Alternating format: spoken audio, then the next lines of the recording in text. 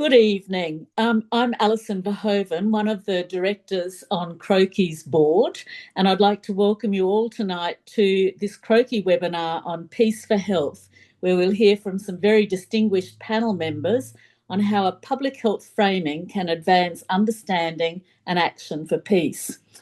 I'm joining you tonight from Ngunnawal country in Canberra and would like to acknowledge and pay my respects to the traditional owners of the lands on which we are meeting on, both here in Ngunnawal country and across Australia. At Croakey, we'd also like to acknowledge and thank tonight the Medical Association for the Prevention of War, and especially Dr. Sue Wareham and Elise West, and the World Federation of Public Health Associations for including this event as part of their Global Public Health Week, which has as its theme this week, Peace for Health, Health for Peace. There's some details in the chat to this webinar about other events being held this week. We'll be using the webinar, and we are recording it, so just to let you know, to inform some journalism by Croakey editor and journalist Mari McInerney. If you are speaking tonight or asking questions, if there's anything that you want to keep private or not have reported, please let us know, and you can do so either as you're speaking or in the chat. There's also some housekeeping details in the chat where Melissa has just asked all of us if we could put which country we're joining from in the chat. But also some housekeeping details there. But I just want to highlight one particular issue as we get started.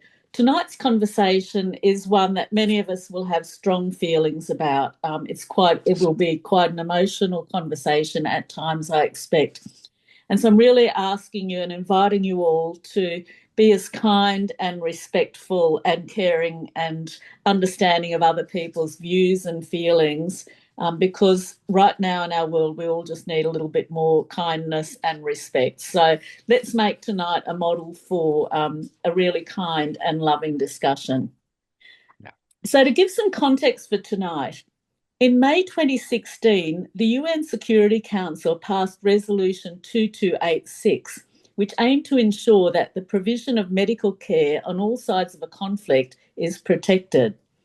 The resolution extended protection under international humanitarian law to personnel engaged in providing health services, and it also clarified the protection of hospitals. Yet, as we all know, in the past 2 years to October 2025, the UN estimated around 1,700 healthcare workers were killed in Gaza alone. Almost every healthcare facility in Gaza was attacked. More than 300 healthcare workers, have been detained in that period by Israel. Ukraine has seen enormous damage inflicted both on its health system and more broadly on civil society. Syria, Lebanon, Sudan, the Congo equally have experienced significant impacts. Since March the 1st this year, the WHO has reported that there have been more than 20 attacks on Iranian healthcare facilities. Closer to home, we're also experiencing impacts, albeit much less violent. The National Rural Health Alliance has reported this week people cancelling medical appointments due to fuel supply and cost issues. A cyber militia group, Handala, associated with Iran's intelligence services, hacked 200,000 devices and servers in early March and stole 50 terabytes of data from the US-based medical and surgical equipment manufacturer Stryker. Potential impacts on medical and pharmaceutical supplies, such as experienced during the COVID pandemic, are very real, even here in Australia, so far from the heart of the action. Our panellists tonight, Professor Pat Dudgeon, Research Fellow at the Bilyamali School of Indigenous Studies, UWA. Pat's a Bardi woman from the Kimberley. Dr. Ayesha Jahangir, a lecturer in journalism and communication in the School of Arts and Media at the University of New South Wales. Ayesha studies the mediation of human suffering in war and conflict zones and peace journalism and the means of decolonising war and conflict reporting. Caitlin Richards, Federal Assistant Secretary from the ANMF. Caitlin's an RN whose practice has centred on paediatrics, research, and professional advocacy. She's got a strong interest in rural and regional health and is a PhD candidate at UTS, exploring the intersection of planetary health and nursing practice. And Professor Rob Moody, Professor of Public Health at the University of Melbourne School of Population and Global Health, and Professor of Public Health at the College of Medicine at the University of Malawi. These four very distinguished speakers are going to share their ideas and thoughts tonight on a health-focused response to war and conflict. So I'm going to start by inviting Pat to speak to us first. Pat, would you be able to set the scene for this discussion with an overview of Indigenous knowledges and how they can contribute to peacemaking, to make our world a better place for us all? And while you're talking, perhaps you might also share some of your related insights around social and emotional well-being. Over to you, Pat. Thanks, Alison, and thanks, Croakey, for organising this very well-timed seminar, because the world seems to be a very volatile place at the moment. So I'm glad that like-minded people are coming together to discuss what we can do, and how we navigate these hard times. It feels like very hard times. My work has been concerned with supporting developing Indigenous knowledges, um, and I'll talk a bit about the social emotional being paradigm soon. But I think Indigenous knowledges are concerned with, valuing the local knowledge, that the knowledge that people already have. So it's not about privileging or making it, ignoring some people over to the benefit of others. So, and it is about place-based, and it is about connection to country as well and the environment. And one of the things that the social emotional well-being paradigm does, and you'll have to picture it, I'm afraid, I don't have a PowerPoint of it, but for those of you who don't know, social emotional well-being is a holistic concept, and it's about the self in context of other connections. So it's about our the self in context of your body, your mind, and where it departs is it's also depending on your connections with your family, with your community, with your culture, with your country, which I'll return to, and with your ancestors and spirituality, and they're all interwoven. They're not, even though our diagram that we use have them like pie pieces, the reality is that they're actually all interwoven and overlapping. But around that diagram is another circle with determinants in it, and they are historical determinants. So for Indigenous people, our situation cannot be discussed without a consideration of colonisation that happened relatively, recently, without consideration of political determinants as well. We saw the stolen generations and the terrible legislation that were made against Aboriginal people for their own good, and continues today.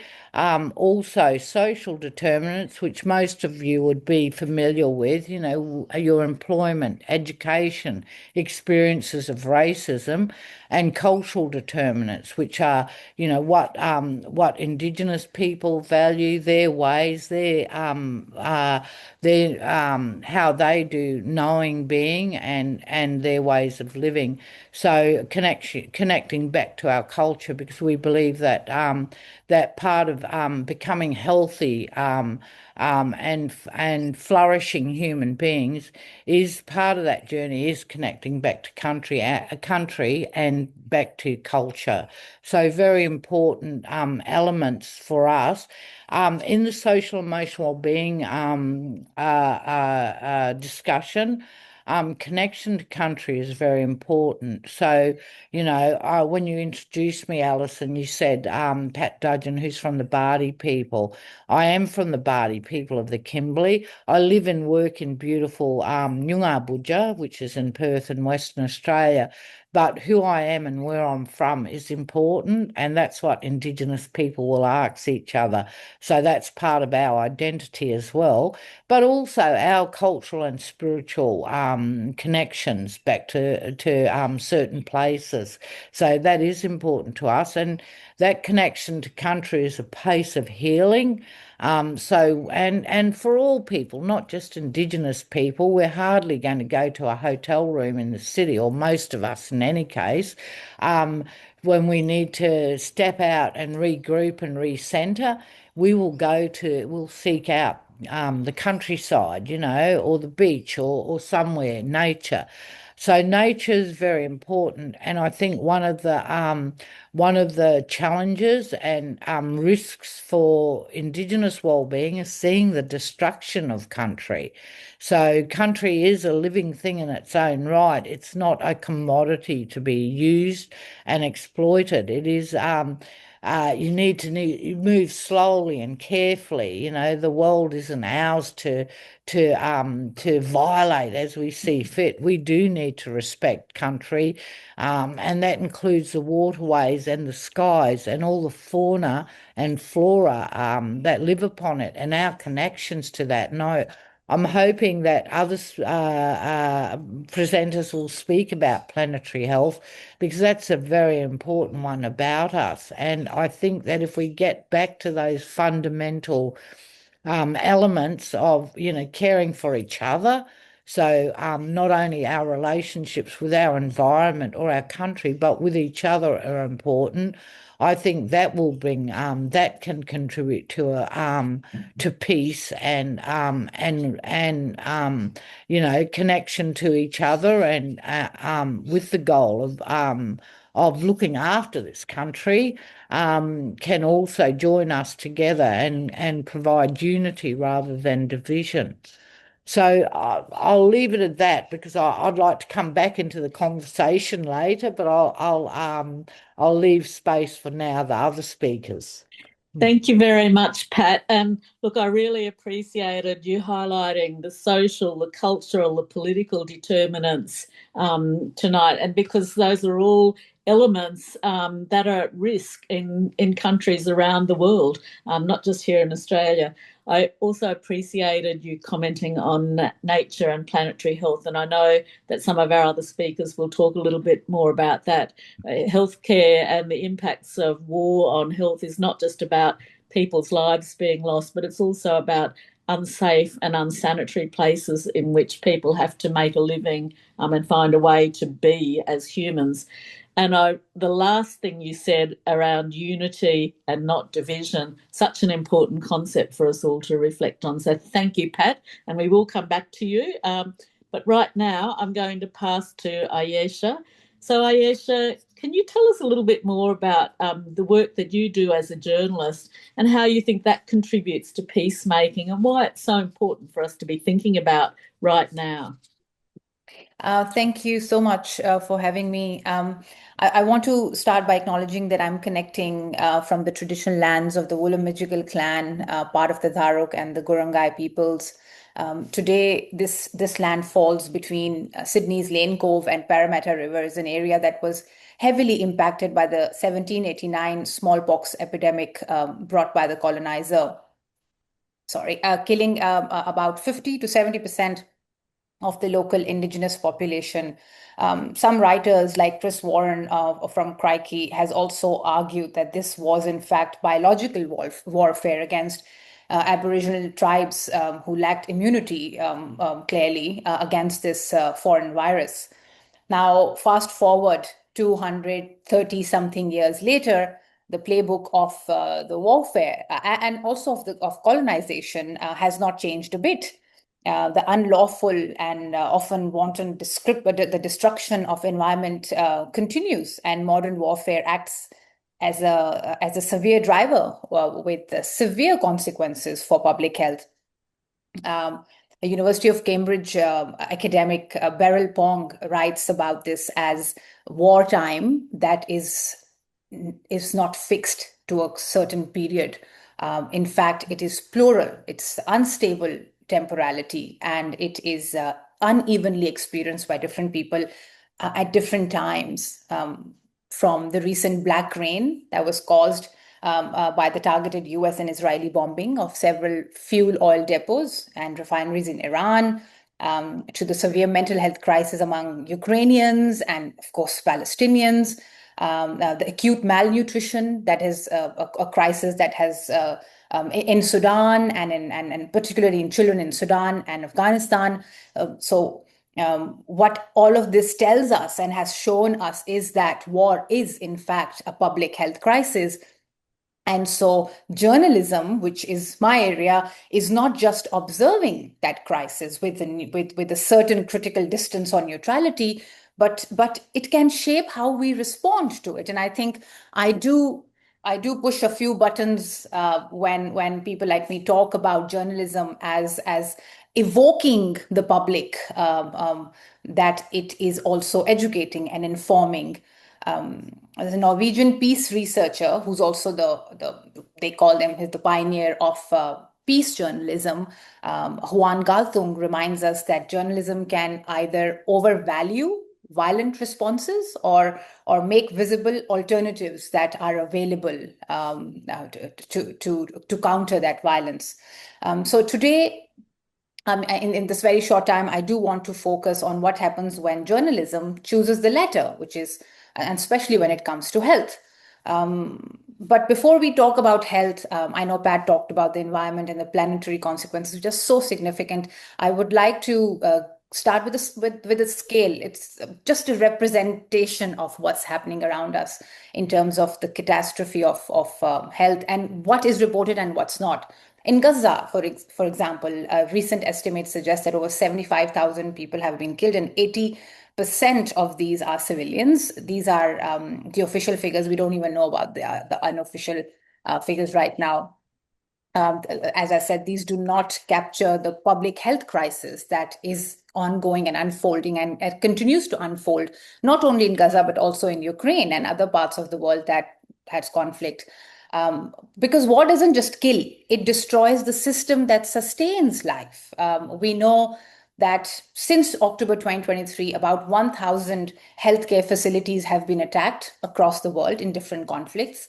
I was reading a Guardian report that said that around 3,600 incidents of violence against healthcare have been reported globally alone in 2024. And of course, there is a significant collapse of the mental health infrastructure for entire population.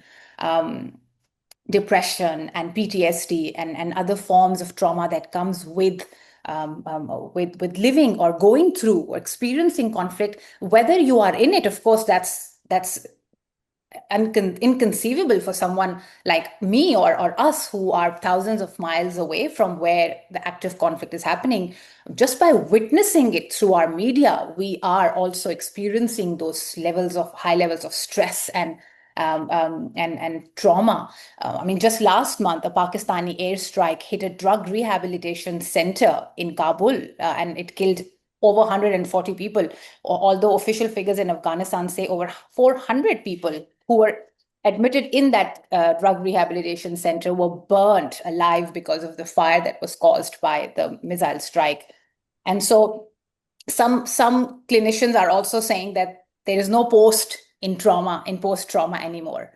So, but these are the kind of debates, these are just some of the issues that we hardly see in the media, because much of the mainstream war reporting that we see on our screens is about who is winning, what is the strategy, which country did this missile belong to that killed 165 girls in a school, for instance.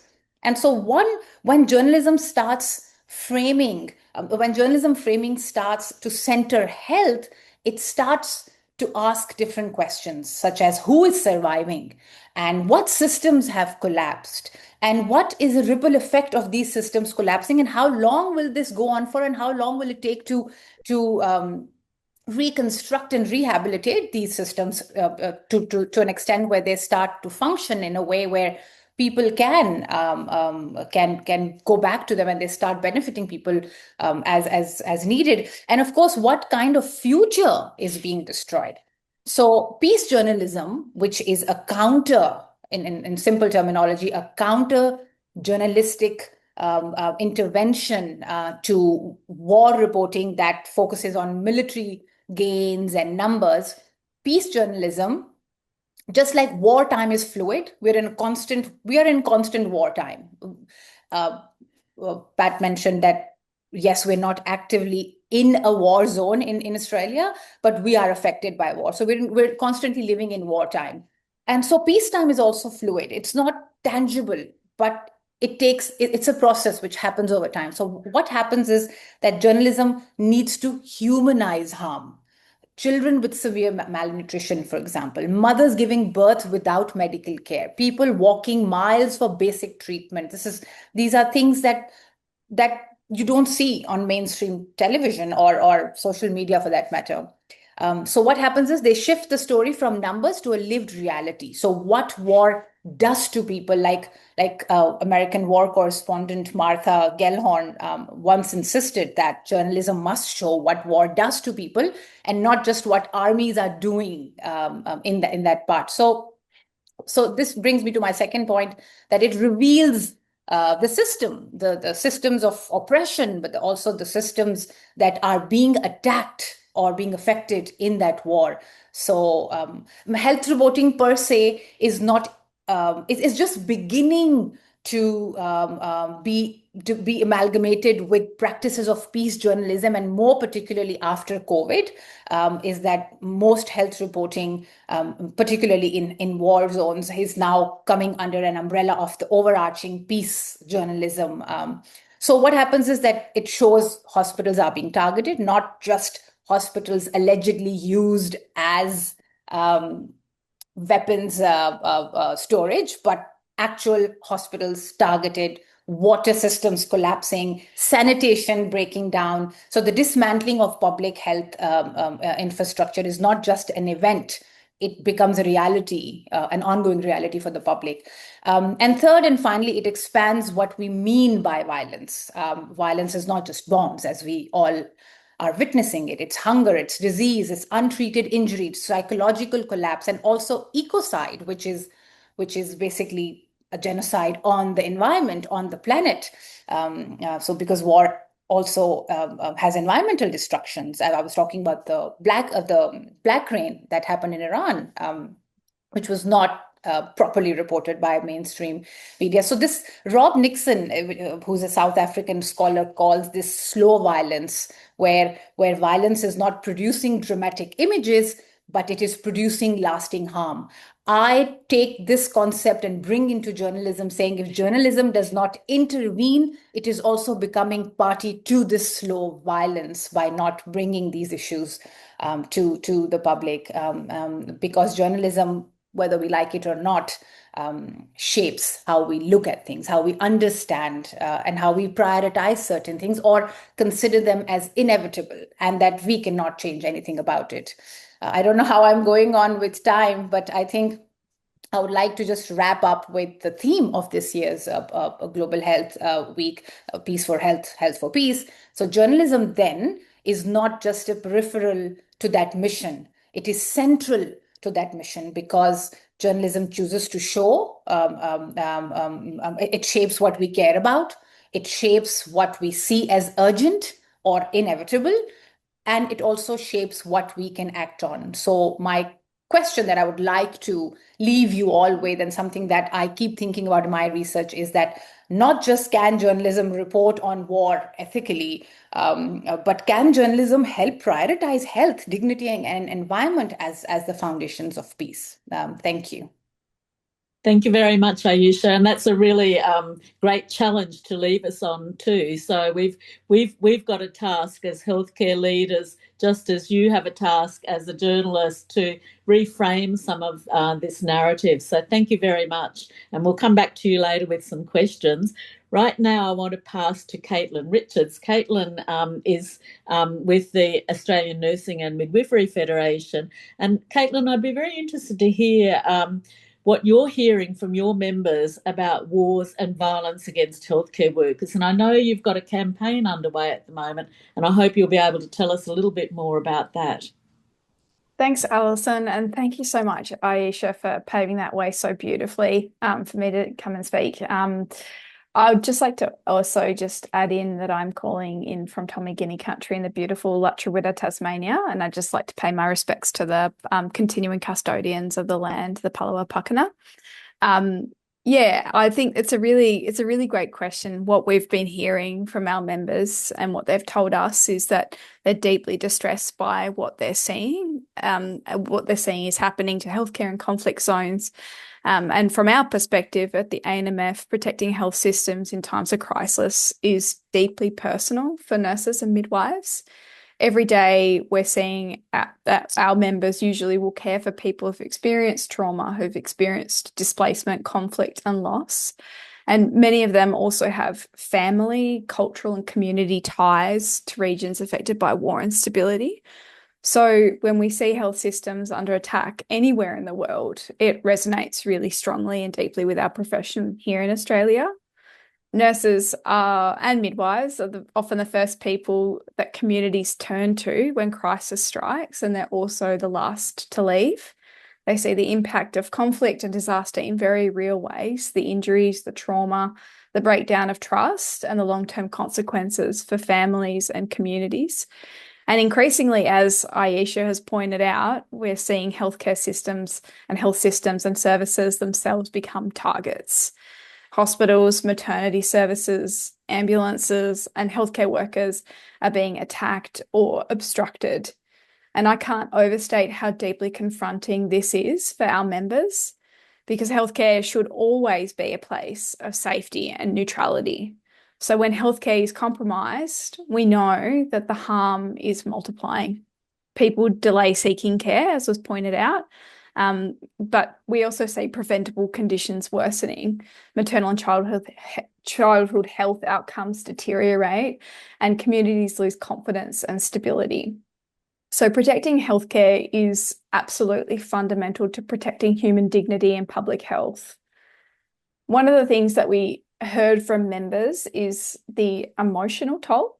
So they feel grief, frustration, but at times they feel this sense of helplessness. They're witnessing suffering through their patients, their colleagues, and through the global media, but they're also managing increasing pressures in their own workplaces. And the concept of moral distress is very real. They want to help, they want to advocate, and nurses and midwives want to be part of the solution, but this can sometimes feel very difficult to do when you are far away from conflict and very far removed. So it was really important to us at the ANMF that we held this tension that members were feeling, to highlight the concern of our members and to support our colleagues and counterparts that are working in conflict zones, and demand that healthcare workers should be able to provide care in protected environments.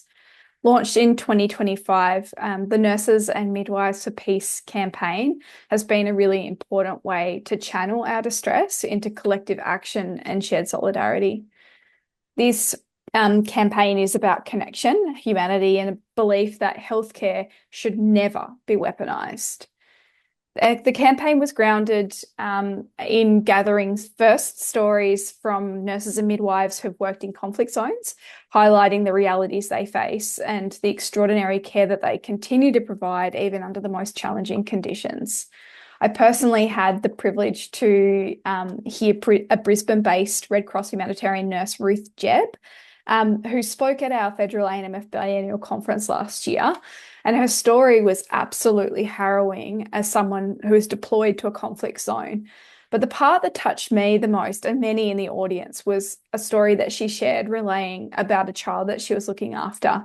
And while this child was able to receive care, it stirred so much in all of us because we wanted so much better for him. We wanted him to be growing up in a world where conflict and war was not the backdrop of his childhood. But we also felt so much for the healthcare workers who work on the ground and desperately needed help. They were so grateful for aid, and I was endlessly inspired by Ruth's contribution to this aid, but also for those on the ground, it's their daily reality of the service to their community. And some of the stories that I'm mentioning, Ruth's being among them, are profiled on the ANMJ Digital Journal website. But in addition to these stories, we also received hundreds of messages and signatures of support in a petition from nurses and midwives across Australia, sending a really clear message to healthcare workers in these ranges that are experiencing conflict, that they're not alone, because I think that really resonated for many healthcare workers, is this feeling of how lonely it would feel, and a reminder that they're not alone, and that we are considering and thinking about them, and that we stand with them in unity and solidarity. So we're currently running this petition, which is calling on governments and global leaders to take urgent action to protect healthcare and healthcare workers in conflict zones, particularly those who continue to be targeted in warfare in clear violation of the Geneva Conventions. And the reason behind this and why protecting health systems is essential for peace, and Aisha spoke to this, is that strong health systems are a stabilizing force despite crisis. They build trust, they promote social cohesion, they support recovery, they reduce inequity and division and vulnerability. And so access to safe, reliable healthcare can be a bridge even in divided societies, bringing communities together and helping to rebuild after conflict. We often talk about peace in political, diplomatic terms, but as Aisha pointed out, peace is also a public health issue. So from our perspective, we see a strong pathway, and this is the petition that we're calling to, and perhaps I'll pass on to my colleagues to continue this conversation, but we really need to see an investment in the global health workforce and a really strong global commitment to protecting healthcare and health workers under international law. And finally, sustained investment in really strong and resilient health systems that includes primary care, surge capacity, disaster preparedness, and also planetary health resilience. Thank you. Thank you so much, Caitlin. And for those of you who want to read a bit more about the work Caitlin and the ANMF are doing in this space, Alison Barrett has shared a link to the website in the chat, so you can go and have a look there if you like.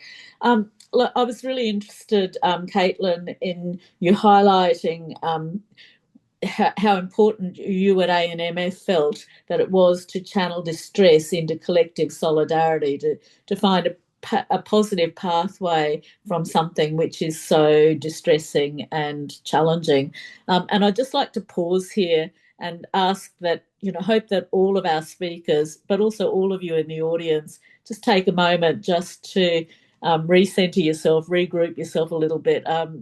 Some of the things that we're talking about are very distressing and can create emotional challenges for us all. So let's just take a time to take a deep breath. And as we do, I'll pass over to Rob Moody. And Rob, I'll ask you whether you think the health sector is doing enough to promote peace. And if not, what more can they be doing?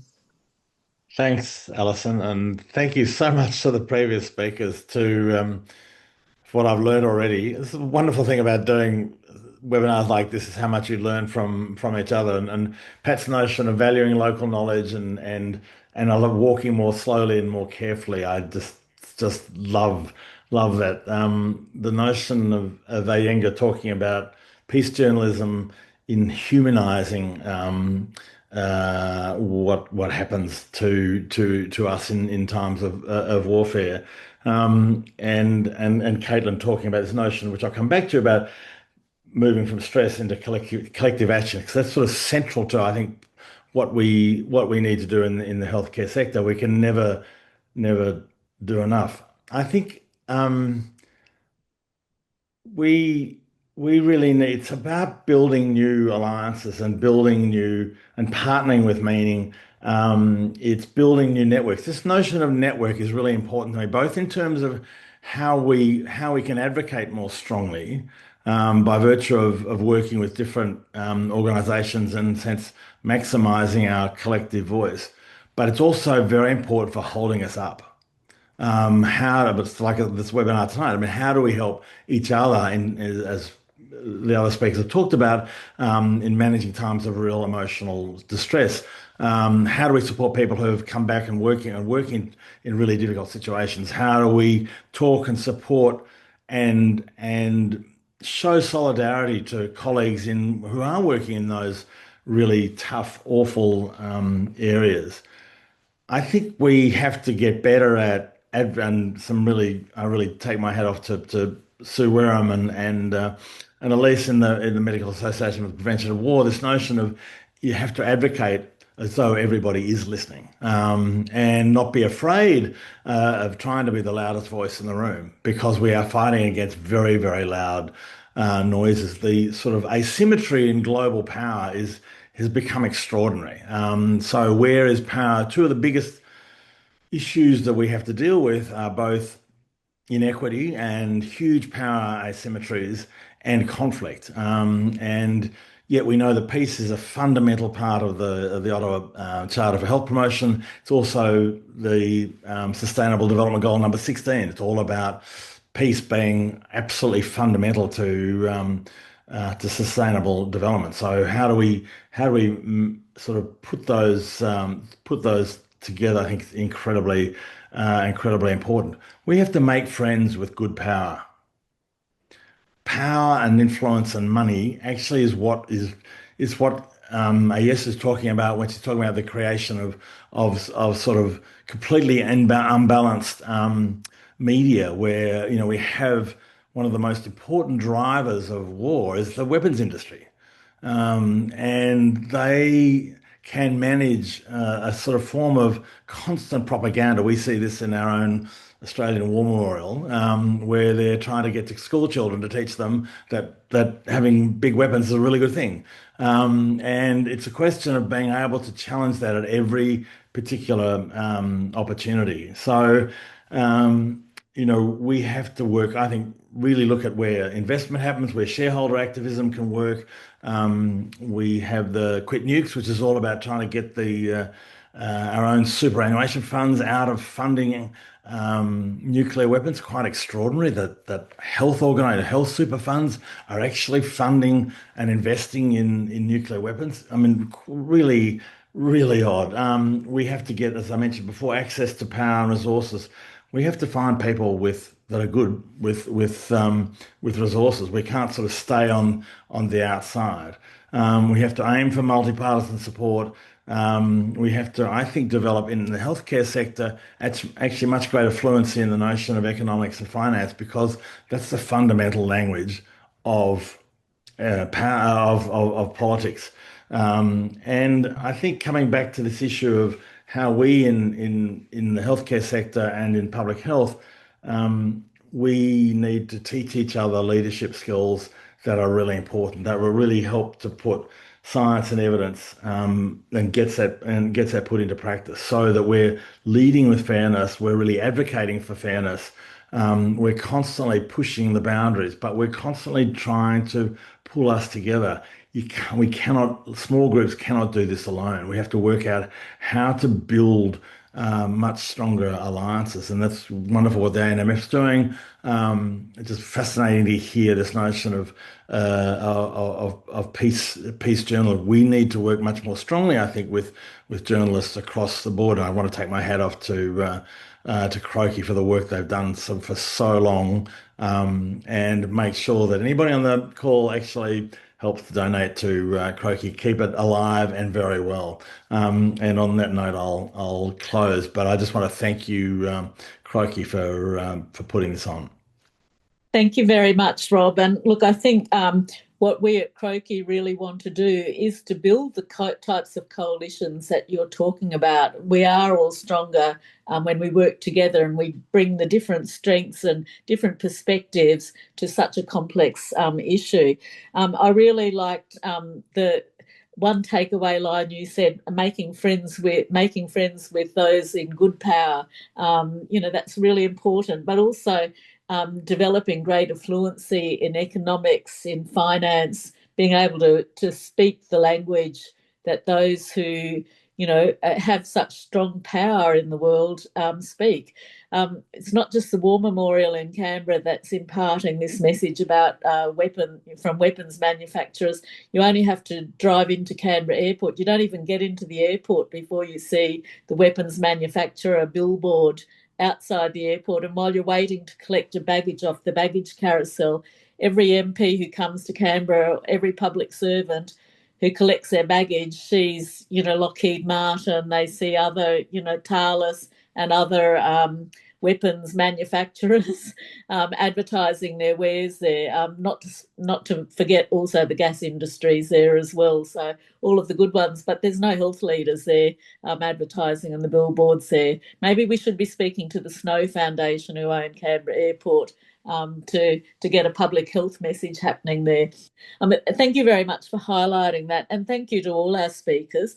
We do have one question that's come through in the chat, and so I'm going to direct this to any of our four speakers who want to answer this. And the question was, what should be the role of the international community, for example, the United Nations, the World Health Organization, other international organisations, in ensuring equality and access to health and healthcare services under conditions of war and in other forms of armed conflict? Does anybody have a reflection on that?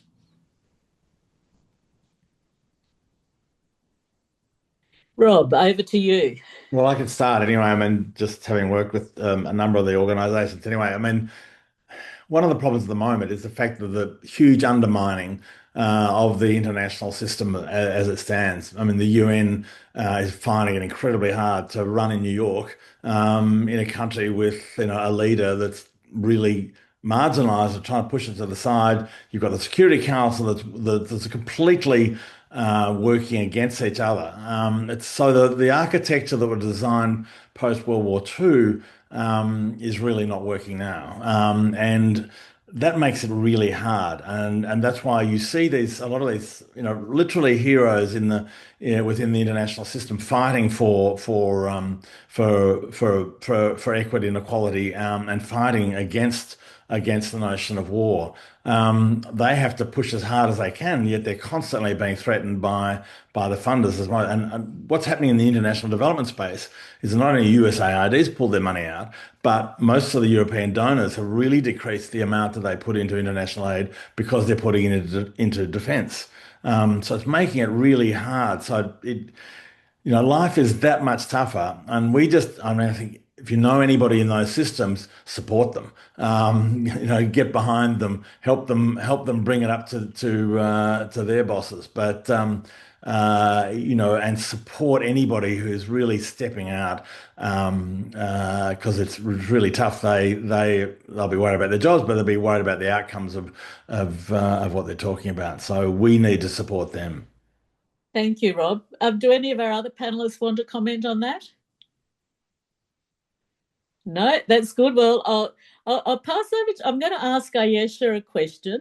Ayesha, in your experience, and I know you've worked in Afghanistan and a number of other conflict zones, what did you experience in terms of your relationship with international agencies like WHO, the UN, and others? Did they make it possible for somebody with a focus on peace journalism to work actively, or were they actually trying to sort of silence your voice a bit? What was your experience? Yeah, no, that's a very interesting question. I often, when I'm teaching students about advocacy and advocacy journalism, it comes up. But before that, I just want to add one sentence before I forget to what Rob said about good power. I do have serious concerns about the oxymoron good and power that there is. I don't know if there's any goodness in when power. If anything, power makes us corrupt. So I think collective action is probably something that we could, and definitely agreeing with everything Rob said. But I just thought about it because it keeps that dialogue from, I think, Spider-Man keeps coming back to me. With great power comes great responsibility, and I keep telling my students, with great power comes great corruption. So let's just have with all due respect, I think Generally responding to that question and then connecting to what you've asked, Alison, I think the role of international community or these not-for-profit organizations and advocacy organizations, and I think it's threefold. And I'll go on to what I experienced. I think there's protection involved, there's coordination involved, and I think most importantly, there's accountability involved as well. And although journalism cannot intervene when the protection aspect of their services happening, but we can definitely, sorry, I went back to being a journalist. I'm thinking, so as a journalist, I think journalism can definitely have a very crucial role to play when it comes to coordination and accountability. I mean, as a war reporter, I saw this clearly during my time in Afghanistan. There were areas where international coordination, especially around vaccine campaigns in Afghanistan, made life-saving differences. I also reported on places where clinics had been destroyed or abandoned, and access to basic care became very impossible.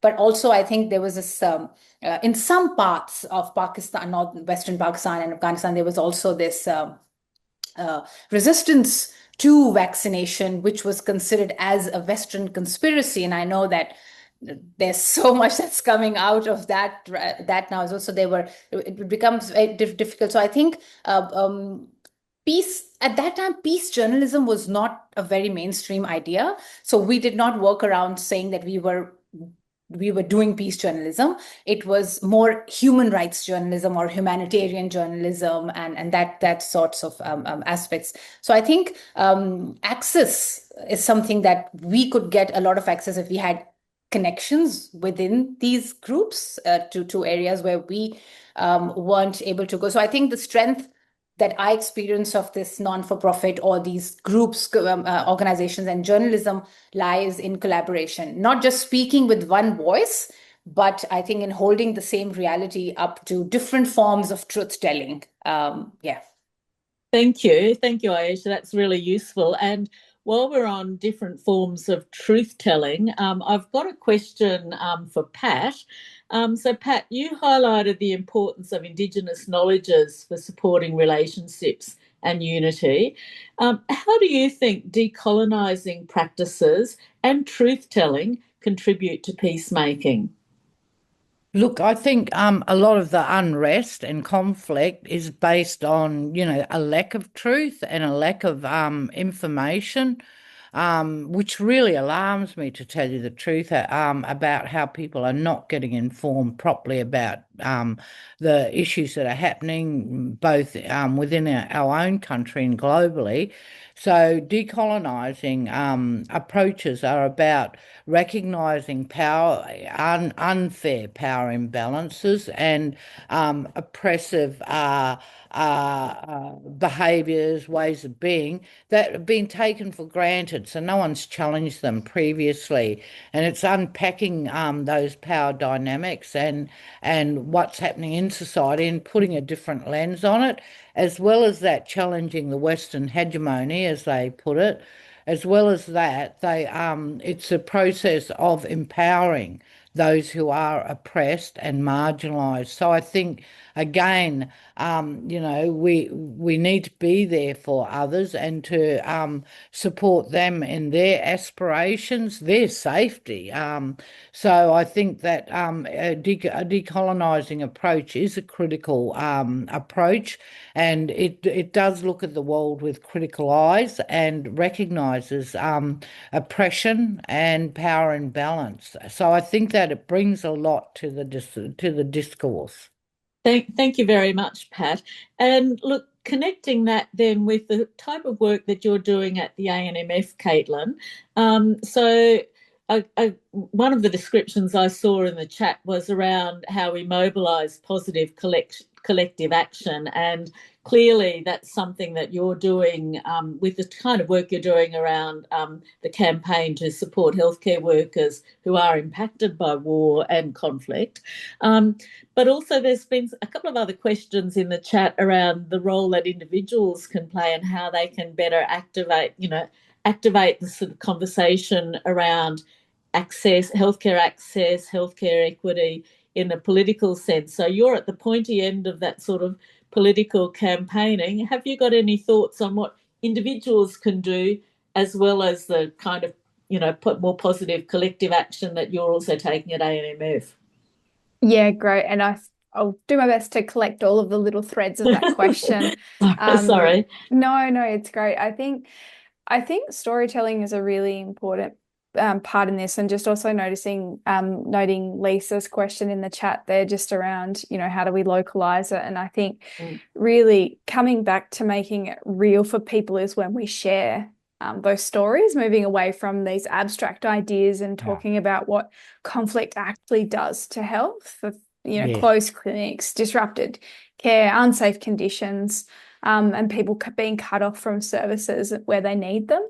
And I think that's one thing that really resonated with our members in this campaign, is having the opportunity to hear stories of nurses and midwives that are, that are participating in humanitarian efforts, but also the opportunity to speak and share their messages of peace as well. And I think it was Aisha that spoke a little bit about recreating the narrative, and I think sharing that story of peace and being able to tell your own peace narrative directed to our campaign directed at two healthcare workers was really powerful, because it reshapes the conversation. And so when people, I think, start to understand that conflict is directly impacting healthcare, not just overseas, but in terms of our global stability, it becomes more tangible, which I think local voices matter here too. And, not subbing out of the conversation because we are remote, participating in the conversation from what we see, and the solidarity is really important. Thank you so much, Caitlin, and well done for trying to bring together all those different threads I had in that very complex question. That I obviously need to go back to journalism school, and I could join Aisha's class and maybe be a better questioner next time. Thank you. I want to finish by throwing a question to Sue Wareham, Dr. Sue Wareham, who is with the Medical Association for the Prevention of War, which is one of the supporters and sponsors of this conversation tonight. Sue, do you have any reflections on what you've heard, and anything else you would like to share with our audience? Just unmute. Thank you so much, Alison. And yeah, do I have reflections? And what I would like to share is this has been such a terrific conversation. It really, really has. And heartfelt thanks to Croakey for being the driving force in putting this together and making it happen. So to Melissa and Alison and Murray and everybody else here from Croakey, sincere thanks. MFW is honoured to be part of this. And to the speakers, each and every one was just such powerful stuff, and I learnt a lot. So deeply grateful to each of you, and to the rest of the audience who've thrown in questions. I guess the things that and maybe tossing in one or two slightly new things.